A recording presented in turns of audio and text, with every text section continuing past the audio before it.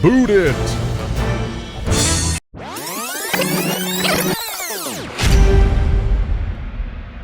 Hey everyone, I'm Ron Swallow, and welcome back to Reboot Rewind, the official after show for Reboot It.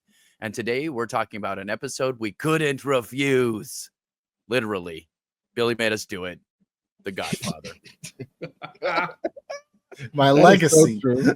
That is so true, though. Let's get right into it. It is so true. It's one that Billy's just been circling. He's like, it's been like a fish on a hook that goes under your boat. He's dive under my boat, and we couldn't get it reeled in. I can't remember what I had for breakfast yesterday, but I specifically remember exactly where we were in that conversation in your basement at the time of being like, and then we'll do like, I don't know, The Godfather.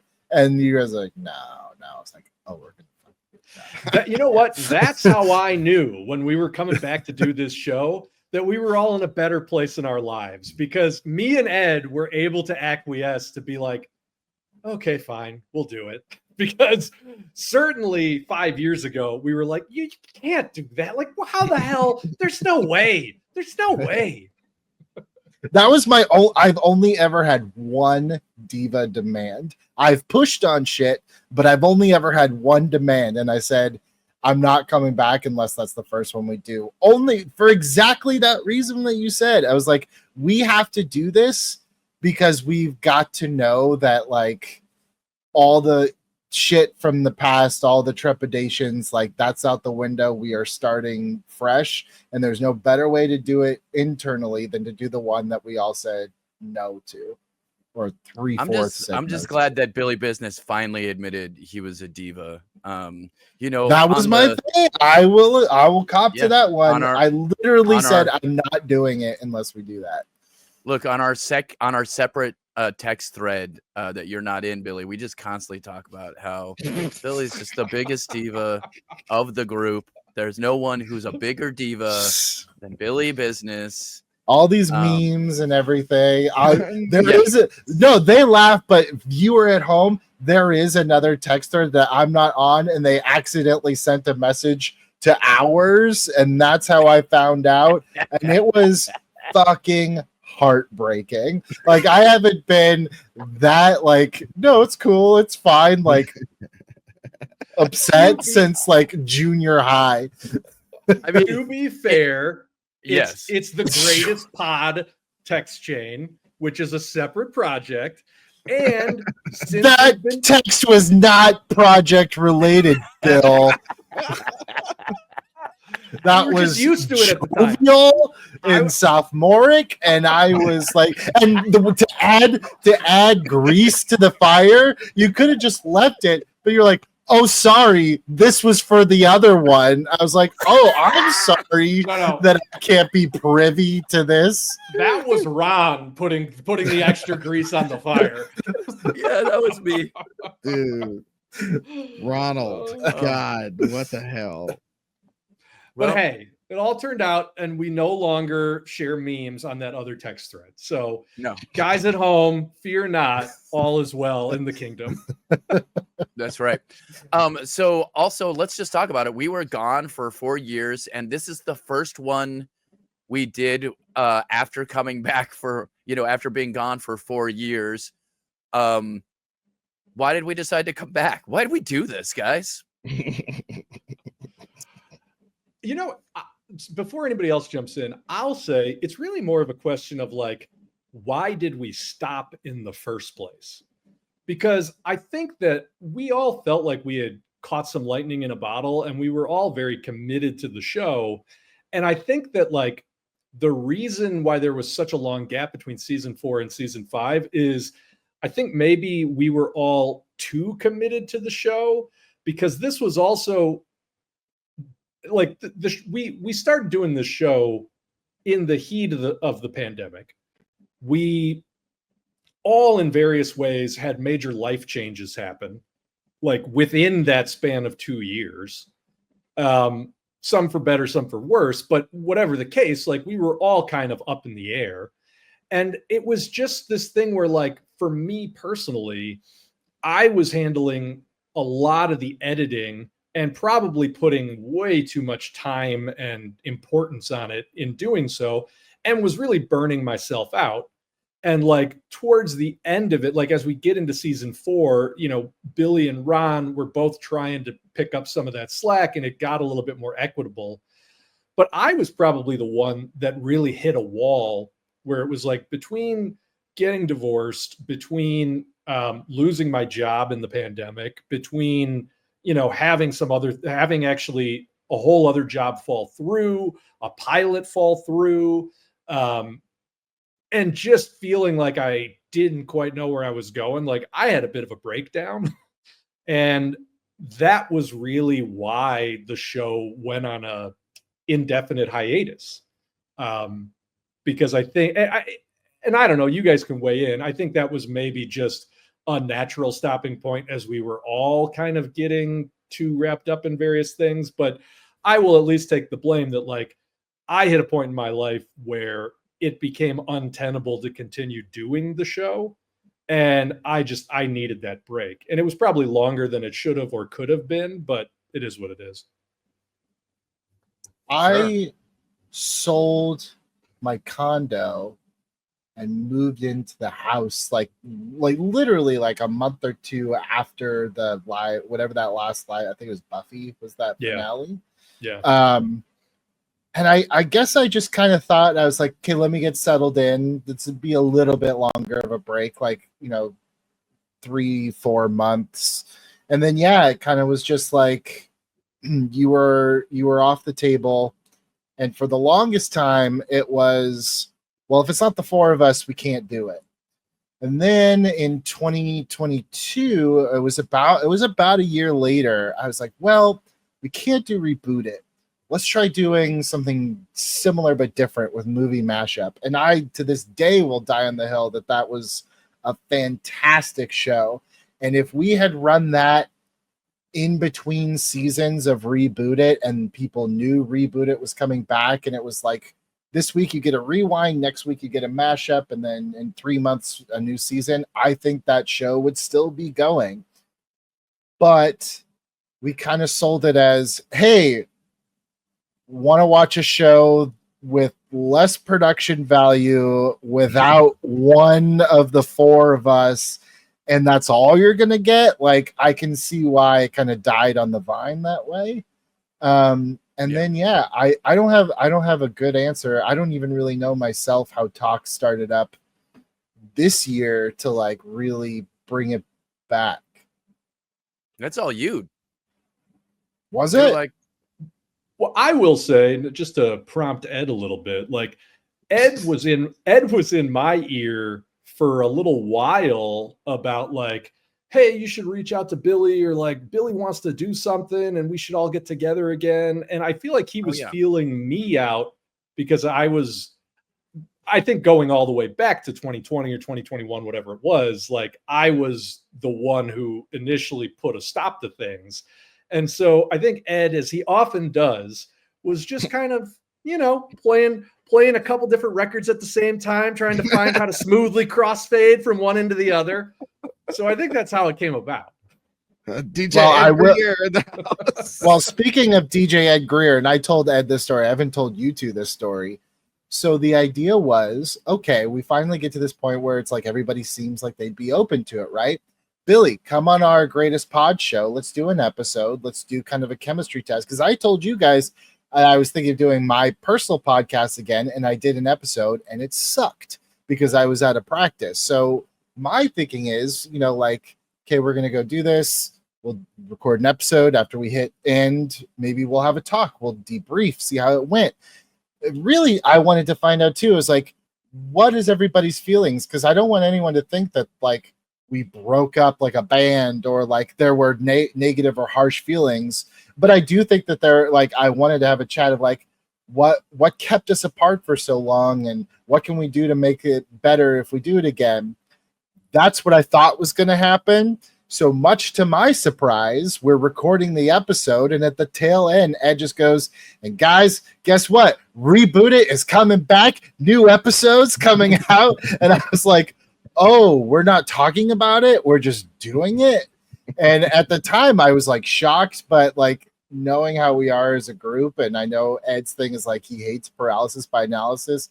I think that was the right move to just push us, just do it. Yes, we're doing it. We'll figure it out later. But I was shocked when he said that, and we didn't record the video. But if you saw it, you would see my eyes kind of go like what we are, Well, and honestly, it wasn't like I gotta say, it wasn't a five-dimensional chess move. It really was like, yeah, let's do it. And because I just felt like, it was gonna happen, and like, yeah, let's just do it.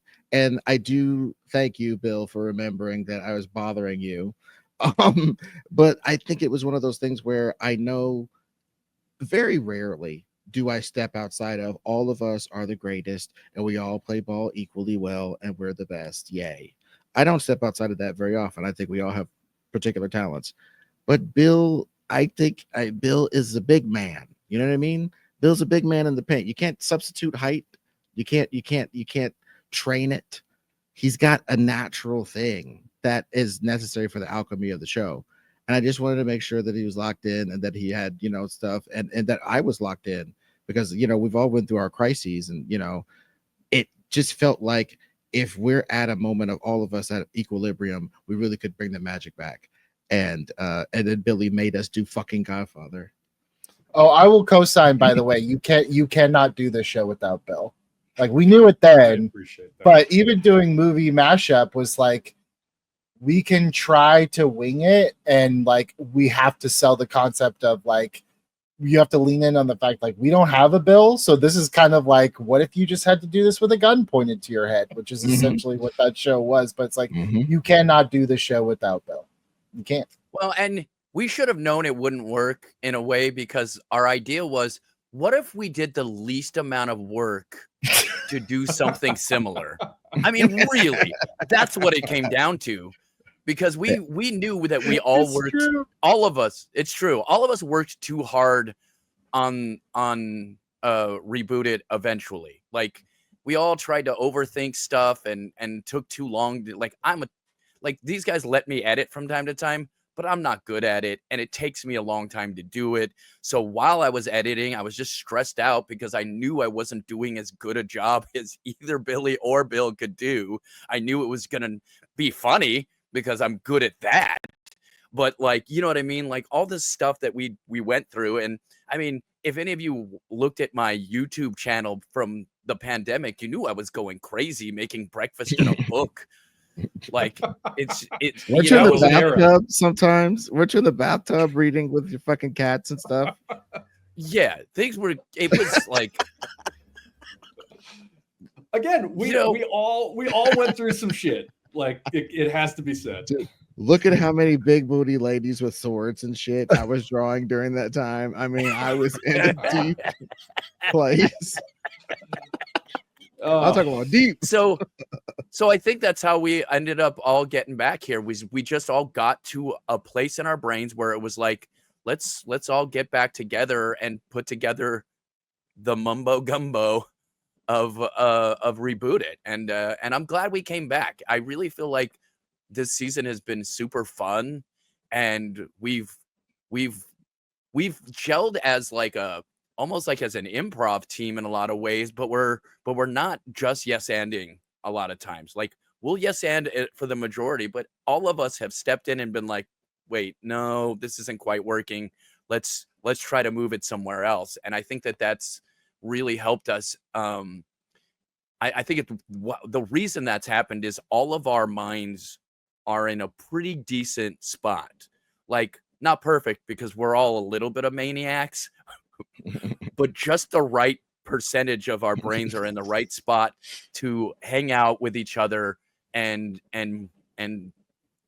riff off each other to come up with cool stories. And by the way, I feel like yeah.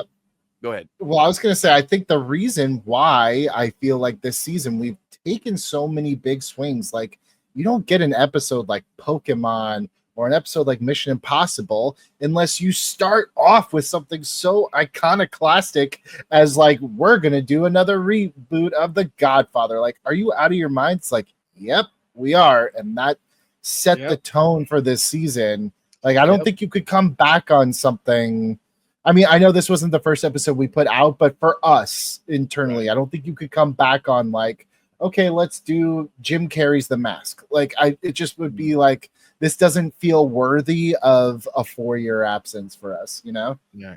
Well, I just thought of a metaphor. It's like, I don't know what positions me and Ron play football wise, but I really feel like, Billy, you're like that bombastic head coach. You know, it's like maybe the X's and O's aren't really your thing. You're just like there to go, this game is 1 inch by inch, gentlemen. You're there to do all that stuff. And then Bill is there with the headset on up in the booth being like 37Z right twist. Mango Tango. You know, definitely the offensive coordinator for sure. He's got it all lined up.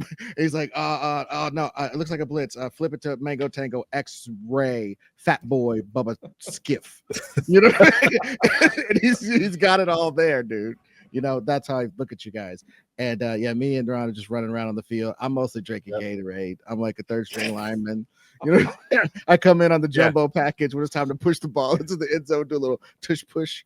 That's me. I think Ron's been referee a couple times this season. Dude, you know? Ron did the flag on the play on a couple episodes. Yeah, for real. Definitely Harry Potter for sure. Yes. Well, sometimes I'll put on a uniform that has a horse head, and I'll be the mascot and be like, "This is great." That does happen too. I feel that. Yeah. And I'm cool with that. That's fun. Make some jokes. We get it going. So the other question, how did you guys feel? Like, because this is the first one back. Godfather was the first one back. How did it feel getting together and doing it? Were you guys nervous, or did it just like click right back in? I feel like for me, this might have been like, I almost felt like there was a change in my brain chemistry, because this might have been the first time I walked into a rebooted episode with literally nothing on my mind, with no preconceived notions, nothing I needed to say, nothing I needed to put out there. It was so like, it felt so much like a fool's errand to even do this, that I just showed up and was like, hey, whatever comes up, I'm just going to play ball. Yeah. To really quickly, the yes and that's exactly how I felt too. That down to a T. It's so perfect. And I felt as though any sort of preconceived notion at all would sour what it could be, because it could be literally anything. We could take any tack. I saw it as an infinite hallway of doors, and I didn't want to mess that up by peeking in a door before you guys got there. I wanted us to all explore all the doors. And that's kind of the spirit in which I think this episode came about. Yeah, I kind of forgot how to do the show. And, you know, unfortunately for me, and this will come up in like Ghost Rider and a couple others, I went after we did Godfather, I went back and watched a bunch of our old stuff because I was going to start editing these to kind of see, and that messed with my head. So I feel like Ghost Rider and a couple of other ones, like I am trying to be the character of Billy Business rather than of like, here's what I think that guy would have said from those episodes here. But Godfather was really pure. It felt to me a lot like the Wolverine one, where we were all just sitting around in a room, and it felt very experimental and very much like we knew that we were going to record, you know, at least 4 or 5 episodes before we even set a date. Like, I think we recorded this in like March, and the first episode didn't come out till May the 4th. So like there just kind of was a lot, like ironically, a lot less pressure around this one. Yeah, around doing Godfather. Yeah, that's right. Wild. Yeah. Wow. One last thing to add. This was also our very first episode trying out David Zaslav as our boss. And so like, aside from us trying to come up with a very clean, Billy, I think you were the one who finally just said, look, let's just make it like, I forgot where we left off in the lore. We just got hired by Warner Brothers. David Zaslav's our boss now. And I think all of us were just like, yeah, sure. But this was if you're tracking the many phases of David Zaslav, I did watch a bunch of interview clips with that guy before this episode. And I still just could not conceive of what he was going to sound like. So I don't remember exactly, but it is a far cry from where we ended up if I had to put my money on it. I would say, like, if people are following, and I don't know how closely they follow like the actual news, but Zaslav has become more and more frantic and a lot shorter as the episodes went.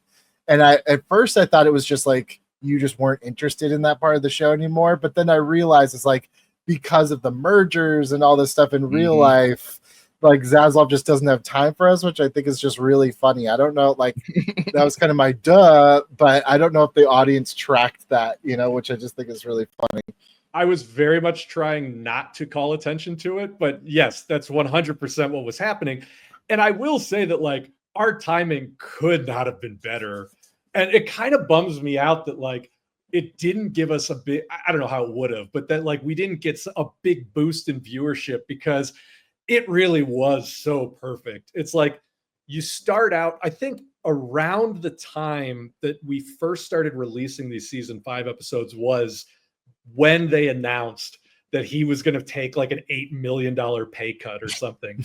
And so it was like, and it was just in quick succession. They're rebranding back to HBO Max. They're going to split the company up into 2 different companies. The board is losing faith. Like there's this rolling headlines about David Zaslav that was just so perfect for the show. Yeah, I expect he'll be fired at some point. Well, you know what? We got to see what happens in real life, and we'll have to just reflect it in the reality of the show. Sure. Well, let me say my thing that was cool about coming back, and maybe this is just me being me because I'm a cheesy person. I was just glad to be able to chat with you, Billy. Like one of the things that's interesting is like we're all very busy outside of this. We're, from regular whether it be day jobs or entertainment jobs or whatever we're doing, and being married, being in relationships, we're just busy people, and we don't get to hang out as much as we would like to hang out. And I get to see Ed and I get to see Bill because we were doing Greatest Pod, but I haven't been able to see Billy almost at all. So getting to see it's because I'm not in the group chat. So you could have had me the whole time, but no, I mean, I added another kid to my collection in the in the hiatus. So it's like for me to get out of this house, it's like impossible. But I mean, that was a big reason too. Like I wanted to have my creative outlet again. Like I take my job as being a parent like incredibly seriously. I do truly believe that right now, like, my life's mission is those kids, and that's my purpose. But I still have a lot of like creative, like, or I need an outlet. And I was like, I got to talk to someone that is old enough to vote and not about Peppa Pig. Like that's what I need in my life right now. And so, yeah, that was a big part of it. And, like I was excited to do Godfather because, I think I said it on the episode. It's 100% true. It's not a bit. I just, as a white straight male, like, and especially as a dad, at least once a year, I will watch that AMC Godfather trilogy marathon, and I will be like, "You got the kids right now." Like, I just like, there's something about me that I have to watch Godfather once a year, and then I have to try to mansplain it to my wife, and she has to remind me every year that she doesn't care and doesn't like it. It's just this, that's the circle of life, 100%. I'm like, no, you do like it, you just don't get it. Let me explain. Yeah, it's like Shakespeare. But what's like really funny about this is like, I guess we'll get to the pitch and stuff, but like I think for me, I had a really unique, I think I said it before, maybe on something, maybe our podcast, but I never watched The Godfather. I watched it one time all the way. I watched all 3 movies all in a row from like night to sunrise in somebody's private theater. And it was like dope as hell. Like it was like watching, Corleone's life, you know what I'm saying? Yeah. And the time before him like in some like reading a giant book when you got insomnia and then the sun comes up and the birds are chirping and you're the end. That's how I felt. And it was like really amazing.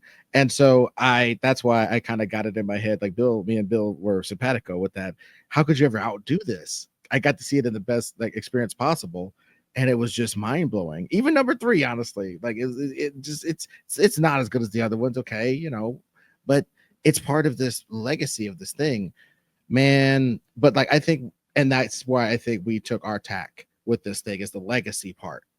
The legacy part came in big when we were looking at our version. It isn't just do it over.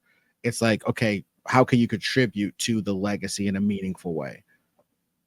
All right. Well, that seems like a perfect way to get into the pitch. Let's check it out. We have achieved reboot. We have got a Max certified Sofia Coppola Godfathered reboot of The Godfather, picking up in the early 2000s, where Anthony Corleone, the son of Michael Corleone, has found himself working as a bureaucrat in Italy, strained relationship with his son Silvio, who ends up in the United States, where he reconnects with his great aunt Connie, who pulls him into the lifestyle. He shows back up to reconnect with his father in Italy. We think it's under the auspices of mending a strained relationship, but no, not really. He's trying to get involved in dirty Italian politics at a time when Italian politics was occupied by Berlusconi, who had mob ties, who was very corrupt, who was pushing towards a fascist government, and was also supporting the war on terror. So there's all kinds of interesting plot threads to pull to give it that sort of historic time and place that all the other Godfather movies have had. We're talking probably Alessandro Nivola playing the older Anthony Corleone. We're talking maybe Cooper Hoffman, maybe Timothée Chalamet, maybe Sam Nivola playing the young Silvio Corleone. And of course, with Talia Shire making it a full family affair for the Coppola family, coming back to reprise her role as Connie, if only in a cameo. There was a lot more. You watched the episode. I'm just giving you the final rundown. Gentlemen, anything else? Something with gold. We'll figure it out later. We've decided that there's going to be some dirty deal getting done where, because nobody wants traceable cash and Bitcoin hasn't been invented circa 2004, 2005, they want to get paid in gold. Maybe it's the Saudis, maybe it's the mob, maybe it's somebody else that we haven't even talked about. But somewhere, possibly even before the start of the series, Silvio robs a gold shipment, and that ends up part of the deal in Italy. So there we go. We've got the Gold Rush tie-in for our boss, our new boss, Hollywood genius David Zaslav. And you forgot the most important part. We go. Close the loop on the Corleone saga. Finally, the sins of the father are redeemed, and Anthony ends the cycle of corruption and gives his son the chance that all the other Corleone sons never really had, and we're done after this. Yes. Finally, a Corleone doesn't choose criminality over family, despite what they've all told themselves. And that I think is a proper way to end The Godfather and reboot The Godfather in this beautiful rebootful that we've just pitched. That's Nice. That was funny. It was I could see I was out of practice because I was definitely yada yada yadaing part of that pitch. I mean, we went long. I mean, for our show, it was like 2 hours. We went long. Yeah. So there's a lot to juggle on that one. Yeah, I think us trying to come up with a central crime was like just kind of our just springboard into the relationships. But I think that's when that took over after we were like something gold. But what's the fallout of that? Well, he shows up and he's got all these problems now. He's dragging this criminality into his dad's life. You know, we were able to get into it after we had a crime. It was almost like we had a proxy crime or a mannequin crime to drive in the carpool lane of story. You know what I'm saying? We didn't really work out what the crime was. Well, yeah. That was actually one of the most intriguing parts of the pitch to me coming out of the episode is like we kind of skipped our way through it. But the idea of making like a mid 2000s period piece, we're just far away from it enough from it now that like I think that could be really juicy. And especially in a world where like Berlusconi has been indicted. I think he did prison time. Like Italian politics actually was really burning down for a period of time after when this movie would have been set. It would have been really interesting to work a lot of those historical threads into the plot, but that was just information that we didn't have on hand when we were pitching it. Which is so funny because to me, like, that was the least important part of the pitch. For me, I was just like, how, like, I was looking more at like the family element, and I feel like you and Ed were looking more at like the historical kind of context. So it actually, but it didn't oppose. I feel like that helped kind of blend together the story, because I'm still to this day, like, I go back and forth on which ending I liked better, because we had either said like Anthony ultimately sacrifices himself to give Silvio basically a fresh, clean start. And then the other ending that I was like pushing for was the only way that he can save Silvio from repeating this cycle is to call the cops and basically turn him in. And like in that way, it's tragic. It's like he's killing that part of the family, but that ends it. And like I still don't know thematically which one I like better. I think I like the second one better, just because it fits in the tradition of tragic endings for the movies. That's why I pushed it initially. And I know, Ed, you were the one, at least at that time, that was pushing for the sacrifice and then he gets a clean slate. But the more I think about it, I'm like, but that kind of like Anthony essentially is like, he's doing a crime by taking the rap for something he didn't do. So it's like, no, you're not ending the cycle. You're still kind of like, it's still his freedom comes in corruption. So I do like the tragic angle of like the only way he can save his son and stop this is to kill his future essentially by sending him to jail. I mean, let me say what I like about that. So for those of you who don't know this, I've had some family members who have had, alcoholism going on. And one of the things you learn about people who are alcoholics is that you can't help them. You have to let them have consequences that push them to make changes in their life. You can't show up and fix them. It just does not work. People, when you do that, those people tend to go right back into whatever it was they were doing. Whereas if you let people have consequences for their actions, they tend to go, I need to fix this. And I feel like that's a tragic thing for a parent to have to do. And I think it's a tragic thing for anybody who loves somebody to have to do, right? Like seeing someone suffering for mistakes they've made is, you want to fix that. Your instinct is to jump in and be like, let me help you. Let me get you here. But you can't, sometimes you can't do that.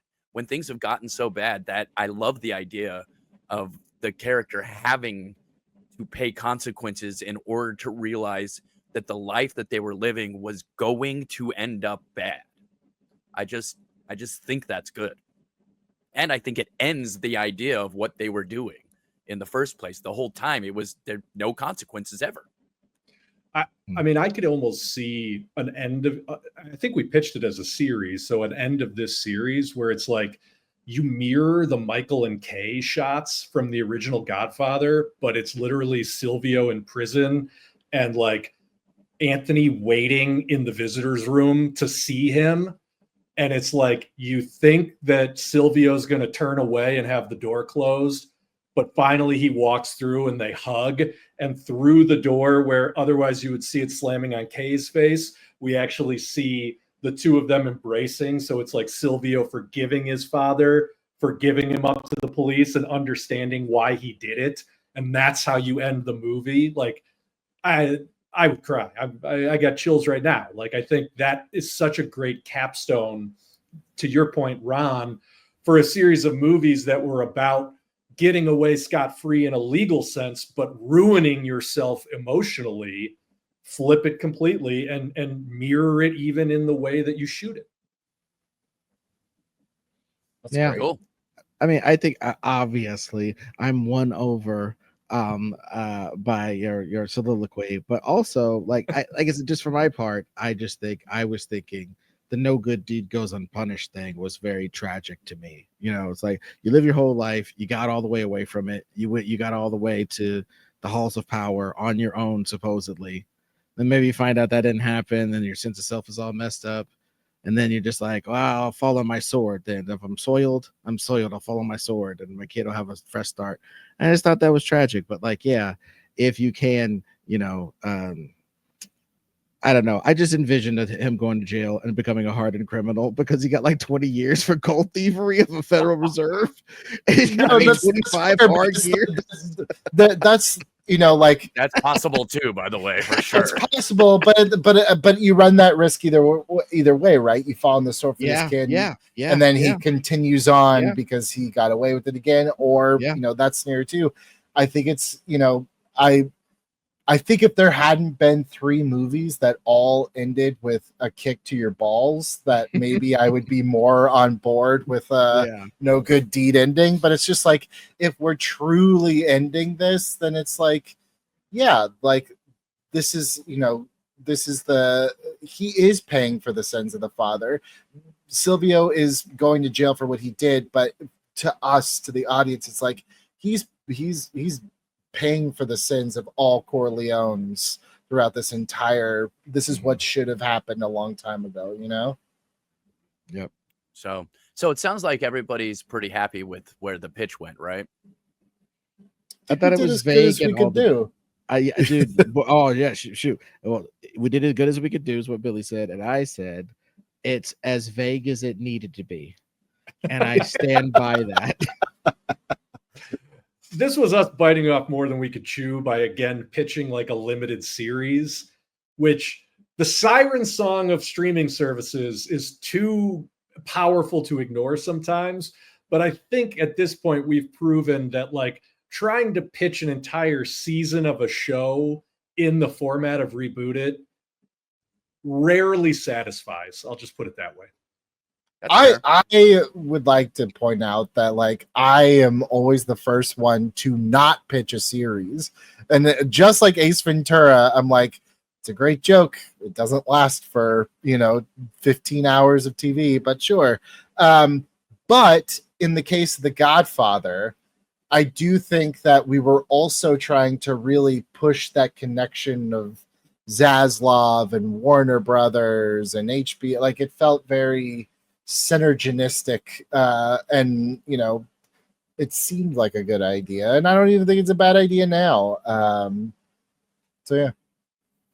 I mean, only thing I would say is I would defend the series just because the small moments of like the corruption and shit of Silvio, like, or just trying to discover how Silvio got this way, what is his life like in America. I just felt like episodes could be taken to do some of this stuff so that he doesn't pull an Anakin, you know what I'm saying? Or he doesn't just show up evil, or we don't have to do either one of those things. We don't have to have him turn too quick or just show up evil. We can kind of ease him into something, or ease the audience into finding out just how bad he is over the course of a little time. I would defend it on that level, plus some of the political intrigue of his dad and stuff. I feel like we would take some time to do that. And if we showed this impossible John Wick gold heist that we never quite worked out, have one episode that's that. Yeah. I will say though, you keyed in the episode on something really interesting, which is this idea that like what used to be mobsters are now politicians. This idea that especially in Italy, like a lot of the families that were in organized crime kind of matriculated their way into the government.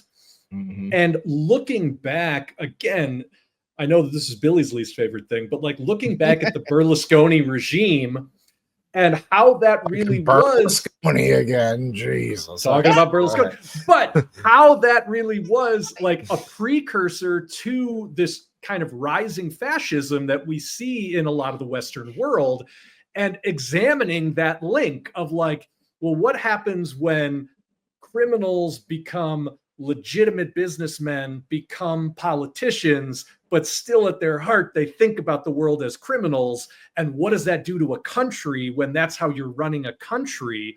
Like that can fill a series. Again, we didn't pitch it in a way that made sense, but like it could fill a series. Hey, Bill, I don't want to talk about reality right now. Okay. Well, fair. I felt like it actually does lend itself to a series, but not for those purposes, but because I feel like telling the story of that family dynamic would just fill up episodes. And it could be a movie too. Don't get me wrong. Like a tight, like great, like well-written movie could also come out of the concept that we came up with too. So I don't think either one of those would necessarily have been wrong. I will point out, we rebookled this one again. We've done a lot of rebookles. So how do we feel about like doing as many rebookles as we have done instead of doing full reboots? And would that be too hard an ask to reboot completely The Godfather, because it's a book and the story already exists in the way it exists, and how much can you change that if you're doing a new Godfather for 2025? What does that even look like? Is it tech dudes? I mean, you know what I mean? Like that's like, what do you even do if you're going to actually completely reboot it? I mean, if you're asking, like, did we cheat? I don't think so. I think it's valid. We tossed out some. I think that was like the very first thing Bill said in the episode. Was like, does it have to be monsters? Does it have to be this? I just personally felt for this particular episode that the Corleone saga there was still an open chapter left. And I think if Godfather 3 had ended in a way that kind of tied up Anthony's story, that maybe we would have gone something different. But it's like, but you left a piece of still on the board. I think we take advantage of that, you know? Cool. Yeah. I think it's I felt totally like it was good too. Okay, good. I was going to say, I think it's totally circumstantial. I think that like, because Godfather 3 is kind of universally reviled, because it's been 30 years, because the original is such just the pinnacle of filmmaking, those circumstances mean, well, we shouldn't really just try to retell this story from scratch. Like if any one of those things was different, we would probably approach it differently. You know what I mean? Like if Godfather 3 was like every bit as good as Godfather 2, then there's less of an argument for making it a rebootable. If the first movie wasn't as iconic as it is, if only 10 years had passed as opposed to 30, so it didn't feel like we're a generation beyond when it was relevant, like any of those things would change the calculus of it. Yeah. All of which, by the way, are the arguments against this Harry Potter reboot that Warner Brothers is doing that feels like, oh, like, let's just go back and do it again. Like, that's the thing you don't want to do. Yeah, agreed. Yeah. Well, and I want to say that one of the things that I liked was the idea of a 2000s look back into like what is crime in those time periods. What's the family dynamic in Italy and in these different scenarios. Like I actually really did enjoy the history of it all, and thought that was kind of like a cool thing that we could be doing, because it feel like all of the Godfathers kind of did some of that. To move it forward to this, like really, I don't know, just hit for me. Like on some real stuff, like before we get into, I guess, the comments and stuff, my main thing that I liked about it now that I've had a chance to marinate a little bit, was our understanding that these type of crime empires cannot exist the way that they always have. They must like evolve into different things. And the type of stuff that was making Talia Shara's character rich has gone fallow. And she's like a crumb bum in the desert with 5 goons.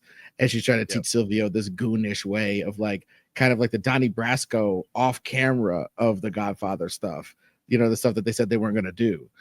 That's kind of what she's trying to teach Anthony's kid, you know, like the business got twisted over time. There's no majesty anymore. You know, you could see that. And we used to do this by candlelight. I used to intimidate people by candlelight. Now we got fluorescence. Everybody's got a Japanese car. You know what I mean? Like everything is wrong with the way the gangster stuff is happening right now. It's fallen apart from a certain point of view. And us being able to kind of show that with the time frame and stuff, that's what kind of got me in the different ways that the crime would have to evolve. If you didn't evolve, you would be this troglodytic Gollum-esque figure holding on to, we used to beat people up in alleys. It's like, no, well, I'm making major deals and buying computer companies before anybody knows what computers are. Like, I'm doing this stuff. So can you keep your penny ante annex over there and away from me? And that schism between the gangster lives. There's just so much rich thematic stuff, you know, which is what Michael was trying to do in that third Godfather, you know, was with the Immobiliari deal. So it's like the seeds are already there. And that's why I feel like what we pitched thematically kind of, it does feel like the next chapter. We're building off of themes that happen. And also somehow I became such a weird cheerleader for Godfather 3 in this episode. I think I brought it up 5,000 times. I think it's fine. I don't think it's great or terrible, but watching it back, I was like, my God, it seems like Godfather 3, I am just like planting my flag and gonna make it relevant. But I think I could sum it up thusly. Godfather 3 is not good, but people be acting like Godfather 3 is Jaws 4. And I'm like, no, it's not. Yeah. I think my best effort at making a film couldn't even come like within 700 miles of a Godfather 3. So I would love to have a failure come even close to Godfather 3, you know, or my biggest win, I should say, come close to Godfather 3. So yeah. Amen. I believe in you, Billy. You can do that. Sure. Well, let's go ahead and get to these comments. All right. And by the way, I just want to say we really appreciate everybody out there leaving comments because it's like, you know, it moves us up in the algorithms and all that good stuff. But also it just is really fun to talk about and really fun to read. So let's get into it. Our first comment comes from Get Shitty, SHIDDY, so as not to be foul. What it says is, what's crazy to me about this one is it's 2 hours, but the idea was cracked in the first 15 minutes. That it's just building character and connection for nearly the full duration is exceptional. I was gonna say Edward Berger, who did Conclave, should showrun this because of how edge of your seat compelling that guy made old men talking in hallways and bedrooms on a sustained level. But Sofia Coppola is too good an idea. But on the Conclave front, Sergio Castellitto, whom we all know as the Vaping Cardinal, as the higher up politician whose kid Anthony is Godfather to, would be great. Getting an actual Italian in this Godfather movie. My only real ad would be that either the gold deal or the conciliary character should be Libyan. I mean, just adding into the early 21st century history of when this is set it's good additional background and meta about the end of the empire as we're within a couple of years of Gaddafi's fall. Might be a hat on a hat, but it's a nice hat. Very nice hat. I really dig that. Yep. Because it just shows like these worlds, like they had to go down and mess with the Cubans, and that was like the closest they got to the ghetto. And the other ones, they were always above everything. And now that like they're okay, now we're having to deal with so many different people. So many different people have access to so many different monies that we need access to. This world stage has gotten smaller in this way. These other people are in the rooms now. It was beautiful. And I think we did always have this consigliere character that was going to be not of Italian descent, so that we could kind of put that in there too. So like, yeah, again, graduating the world. The next chapter is not all swarthy olive colored fuckers. There are sometimes We make more dark. we make the consigliere Christopher Lloyd, so he could be like, "It's the Libyans."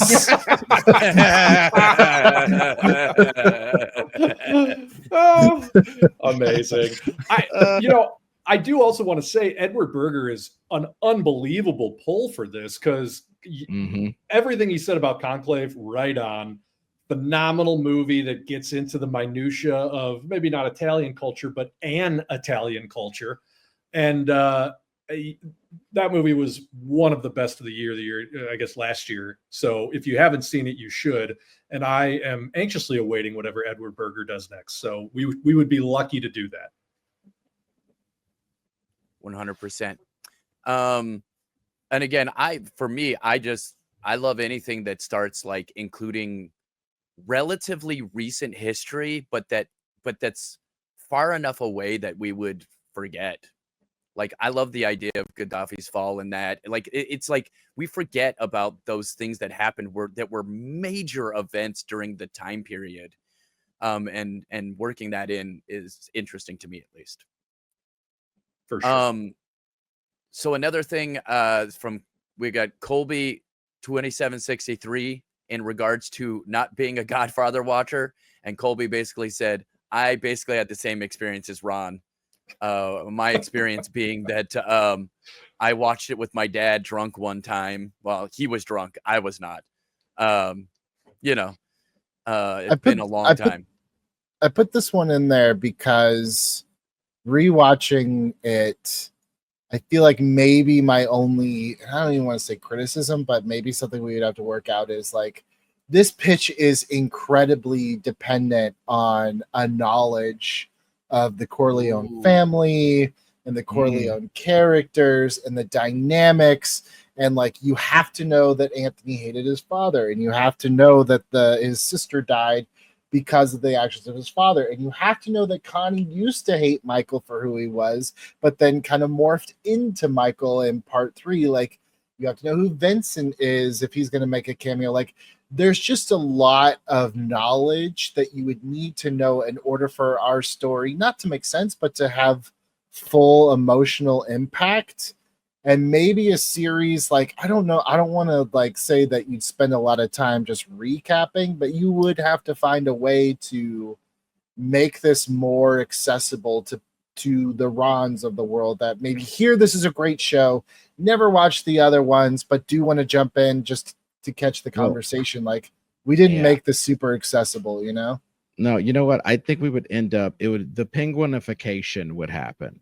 And I think even in the episode, we might have mentioned the people who did the penguin as like somebody who could show run it. I don't remember, but like that seems like a thing that I would say, because I'm saying it right now. We would have to kind of, for lack of a better word, comic book eyes these icon dudes, which is what they do when they reboot these things. They play that old 70s footage and they you know, I mean, we would have to do a little bit of that. Hopefully we would do it with a little elan. Hopefully we would do our flashbacks cool like Penguin did when Homegirl went to jail, you know. I got it solved. Okay, so this is how it starts off. Oh, sole mio. And then there's a scroll that says once upon a time in Italy. Still more artful than what they did in Mission Impossible 8. So I'm gonna give it a pass. Yes, that would be best. Just the scroll going by and just Apollonia blowing up and Homeboy starting this first racketeering gang and all this stuff. It's like bleeding through the words. It's got like storybook script. I mean, the fun thing though, on some real shit, the fun thing though is that there are plenty of moments in the original, especially in the first Godfather movie, that were explicitly being filmed and photographed. And I'm thinking of obviously the wedding at the beginning, the baptism.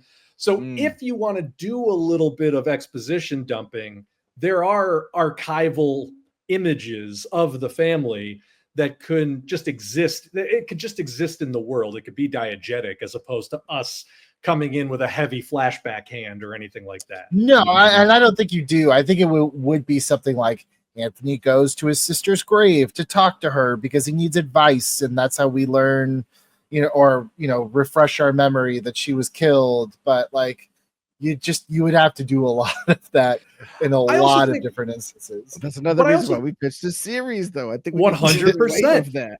I was going to say, I think the fact that this is a series puts less of an onus on it to be a 4-quadrant thing, right? Like this can have its more niche audience and can have longer legs to live. And I also think that it could get by fine on a mid-sized TV budget. Like it would be great to shoot it in Italy, but who knows? Maybe we can get some tax breaks doing that. So, more and more, it just seems like series was the right call. No, it was the right call for this one. Yeah, it was. Yeah. Well, and then also the CW could just start. It still exists, right? It could just start running the Godfathers over and over again. I mean, like Billy said, AMC loves to do that anyway. AMC, Father's Day weekend. It's the best part of having a kid is the AMC Godfather. Dude, the first one got so successful that they would play it after the Godfather. They'd be like, and if you want to see the next chapter, watch this shit, dude. I gotta say, I don't even like all this Italian crap, but that would warm my heart if that was on part of my obituary is like, oh, and this black man helped to revive the Godfather, brought it into the 20th century. I think that'd be really cool. By the way, after this merger, Paramount is going to try to do some shit like this. We should get in there. Fucking pitch Larry Ellison's douchebag son. Hopefully he doesn't watch me calling him a douchebag, but yeah. Dude, they are making some crazy moves right now. We can talk about it later. But yeah, Paramount is crazy right now. All right, well, let's get to another one. We got Marcus Spitz Nagel, 2011. Greetings from Germany. Here we have a nationwide we have a nationwide running TV channel that almost only runs new seasons and reruns of shows like Gold Rush. In fact, Gold Rush is their biggest show. Gold Rush in Alaska, as it's called in Germany. But they also have Opal Hunters and more quality content. They even have mining days sometimes, like Christmas, for example. Then it's Gold Rush all day. Well, as a teacher who has to grade papers a lot, it's not a bad show to have in the background. Never heard of it before this Zaslav thing, which this might have started the trend of like this season. I feel like is probably the worst we've been about implementing Zaslav things. Like there have been a handful of episodes where like we almost completely forget about it by the end. This one was like, I think in that even when we watched the pitch, it's like, oh yeah, something with gold. Yeah, gold rush. Sure. Gold. Yeah, 100%. There's going to be a robbery of gold. We'll just trick them. Look, in my professional opinion, having worked for networks like Discovery, which are essentially at this point just what this guy is describing only as the American version. They will take the most tenuous connection to anything that's in the zeitgeist and blow it up into a week-long event. So I think having, if we get into some of the specifics of where the gold came from that Silvio is stealing, that's more than they need to do a Gold Rush tie-in. Yeah. Awesome. Also, now I feel like I need to watch Gold Rush for like 2 episodes or something. Now, I just feel bad that we did a freaking ad for Gold Rush just now and that we're not getting paid. True. You know what? But also on the awesome side of the coin, hi in Germany. Thanks for watching us overseas. Yep. That's pretty cool. That's really cool. Really appreciate it.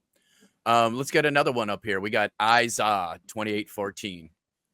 This was an awesome pitch. The only suggestion I'd make to build off things is I'd make Anthony a lawyer instead of just a cushy bureaucrat. He could still be involved with the government in some capacity as a lawyer and have a lavish life with that as well. Something I remember from part 3 was that Michael originally wanted Anthony to finish law school, but he opted out to pursue opera instead.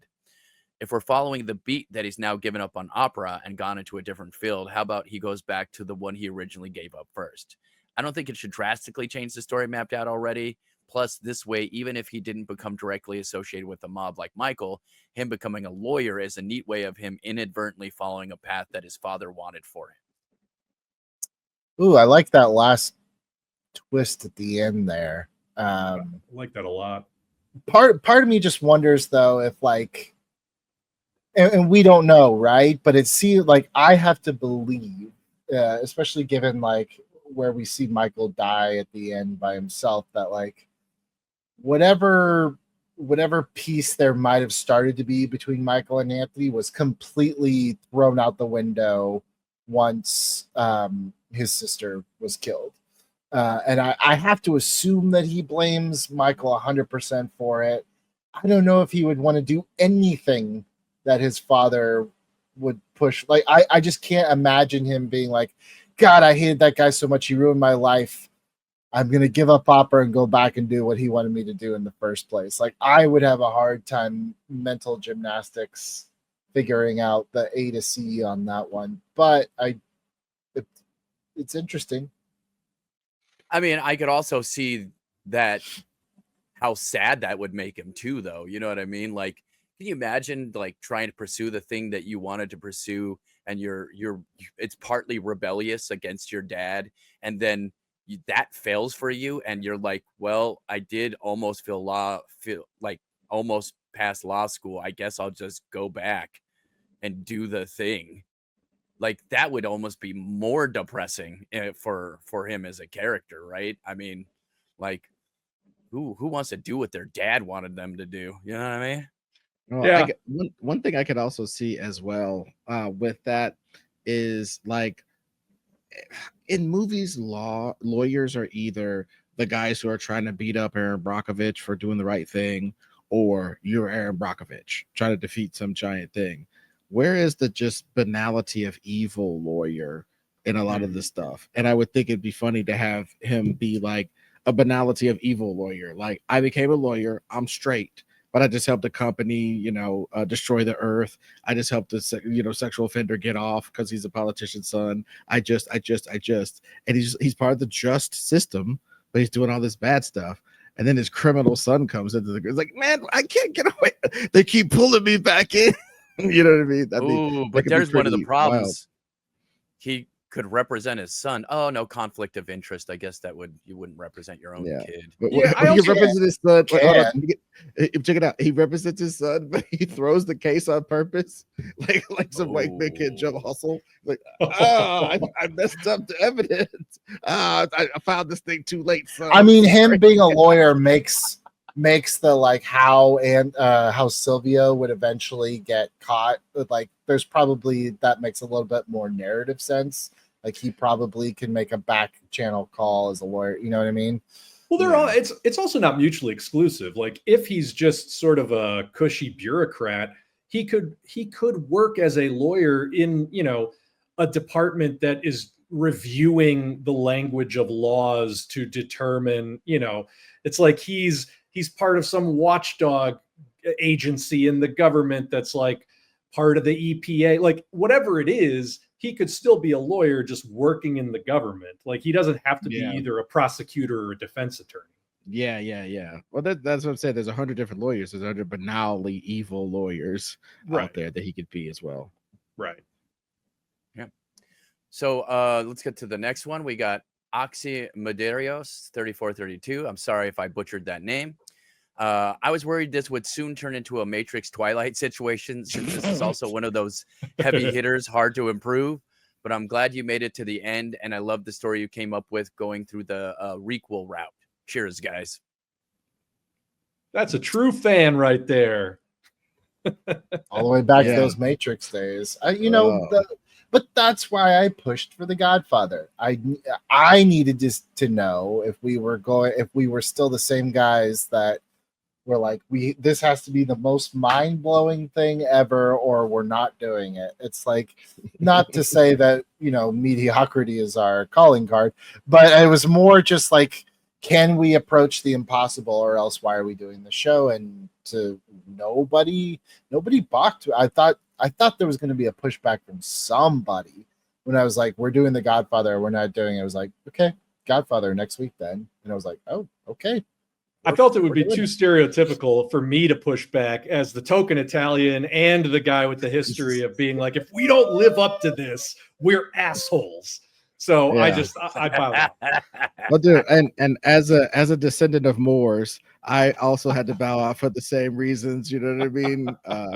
So no, but I felt as though realistically, I mean, that's funny, but realistically, I felt as though I would never bulk at us coming back together. You know what I'm saying? Like the momentum of us coming back together, and my evil plan of talking to you guys, you know, through back channeling and doing all that stuff was, I would not make that fall apart just because these Italian story is too iconic. No thanks. Fuck, I should have gone for even like a more impossible one, like Toy Story. Did Or, you know, Toy Story is one like that. That's on the like. I think I still have emails saved somewhere where Ed wrote a dissertation on why he'll never reboot Toy Story, and I just replied like, "Yeah, we're gonna do it at some point." And there's your tease. And we for 100% should. 6. Season 6. Whoa. Six. Do it more than 3 times. All right, and we got one more comment here from Dracoon, who is a frequent commenter. So Oh, thanks right. for Nope, doing that. that's the wrong Appreciate one. it. Hell yeah. I have the wrong one, so you're just gonna have to read it. Yeah, Oh no. sorry. No problem. We get it, Colby. You didn't watch it. Shit. Fine, go ahead. Interesting take on the movie. As someone who has never been fond of gangster movies, I think I would give it a try. Not sure I would finish it, but I would try it. Hey, I love the brutal Dracoon? honesty of like, I don't know if I'd finish it, but I'd try it. That's all I Dracoon, can I ask, take it right? back. Your comments, they suck. No, No, Look, we read your comment, we tried it, but then we didn't want to finish the whole. No, but you know what I gotta say? I think and maybe we said this, maybe we didn't, but if we did like a sort of for lack of a better word, Succession times billions or whatever you like type of thing with this, or like The Industry. There's a show called The Industry on HBO. Bunch of unlikable characters doing unwieldy shenanigans in the business world, and it just hooks you in because they're having sex or making $1 billion trade. Either way, it's interesting. And like I think we could make this into something like that, that has this interest week to week that maybe you wouldn't have to know about all the mythic nature of it. You could get the fact that these new people are having a succession-y adventure of their own. By the way, you mentioned Succession, and I thought about this probably weeks after we did the episode. But Jeremy Strong, like as much as I will ride for Alessandro Nivola, Jeremy Strong playing Anthony could be a coup as far as casting. Wow. He sings opera during his breaks because he stays a character the whole time. Dude, I'm telling you. But like, if you want somebody who really is the spiritual successor to Al Pacino, I mean, Jeremy Strong is that guy. Just too weird to work with, but gives phenomenal performances. Huh. Nice, Yeah. good pull. Well, I just want to say, look, we say this before, we say it a lot, but we really appreciate these comments. They really keep us thinking and keep us on our toes, even if you're just gonna maybe try it out but not actually finish it. The one thing that you can finish is pushing the button to subscribe. Huh? I think you gotta subscribe to completion, baby. That's right. And make sure your wife finishes first. So yeah. subscribe too. Yeah, that's the Italian way. Okay. Wait. Actually, but seriously, it's not really, traditionally, but no, it is. Yeah, no. That's the Ron Swallow way. What? nice. Okay. Yeah, I'm glad we saved this till the end. Yeah. And that watch time's just nose diving at this point. Hopefully they subscribed first, though. Hopefully. Yeah. Hopefully, you get that notification bell and share with your friends. All right. But like, again, we really appreciate you guys hanging out with us and commenting and being friends with us. And so let's just say it. That's it for this Reboot Rewind.